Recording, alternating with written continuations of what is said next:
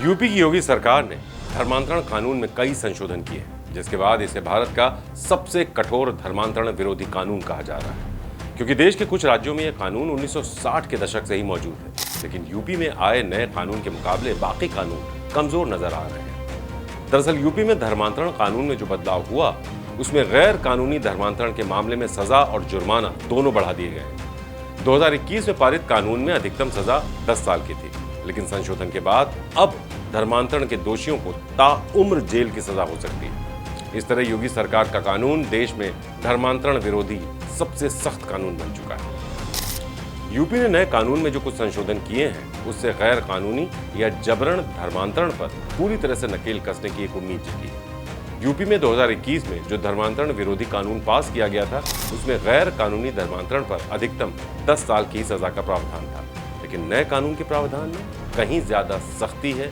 और अब ये गैर जमानती है।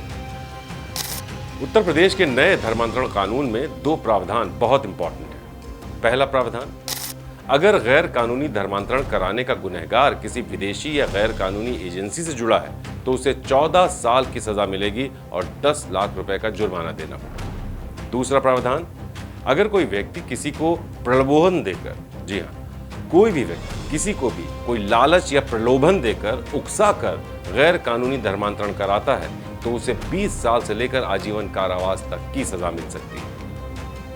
इसमें खासकर नाबालिग बच्चियों और अनुसूचित जाति जनजाति की महिलाओं के साथ होने वाले गैर कानूनी धर्मांतरण को रखा गया है। सिर्फ इतना ही नहीं, दोष साबित होने पर गुनहगार को उन्हें मुआवजा भी देना पड़ेगा, जिनका उन्होंने अवैध धर्मांतरण करवाया है।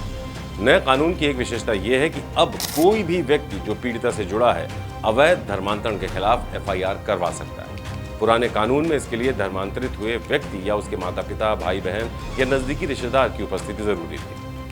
सिर्फ यही नहीं, संशोधित कानून में अवैध धर्मांतरण के अपराध को गैर जमानती बना दिया गया है। नए कानून में एक व्यवस्था यह है कि इन मामलों की सुनवाई अब सेशंस कोर्ट से नीचे की अदालतों में नहीं होगी। इतना ही नहीं, सरकारी वकील को सुने बिना किसी भी जमानत याचिका पर विचार नहीं किया जाएगा।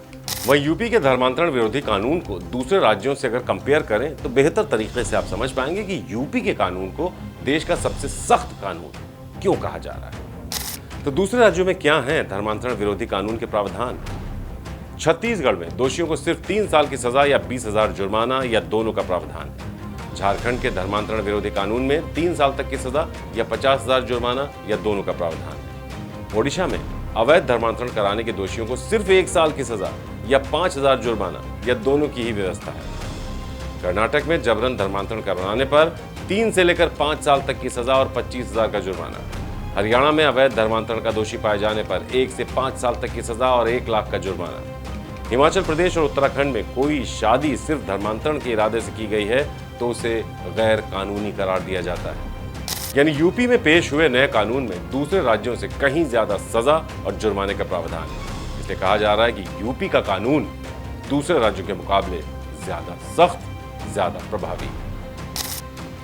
वहीं यूपी का धर्मांतरण विरोधी कानून विपक्ष को बिल्कुल पसंद नहीं आ रहा है। विपक्ष इसे असंवैधानिक तक कह रहा है। दरअसल अवैध धर्मांतरण भारत में एक राजनीतिक मुद्दा बन चुका है, क्योंकि राजनीतिक पार्टियां इसे अपने अपने चुनावी नफा नुकसान वाले चश्मे से देखती हैं। वैसे जहां तक सुप्रीम कोर्ट की बात है, तो देश की सबसे बड़ी अदालत फैसला दे चुकी है कि धर्मांतरण विरोधी कानून तब तक संवैधानिक है जब तक कि ये किसी शख्स की धार्मिक स्वतंत्रता के अधिकार में खलल नहीं डालता। अब आपका क्या कहना है इस खबर पर? अपने कमेंट कर हमें जरूर बताएं। श्रेष्ठ उत्तराखंड पर खबरों से जुड़े रहने के लिए चैनल को सब्सक्राइब और लाइक करें, बेल आइकन दबाएं और देखते रहें श्रेष्ठ उत्तराखंड।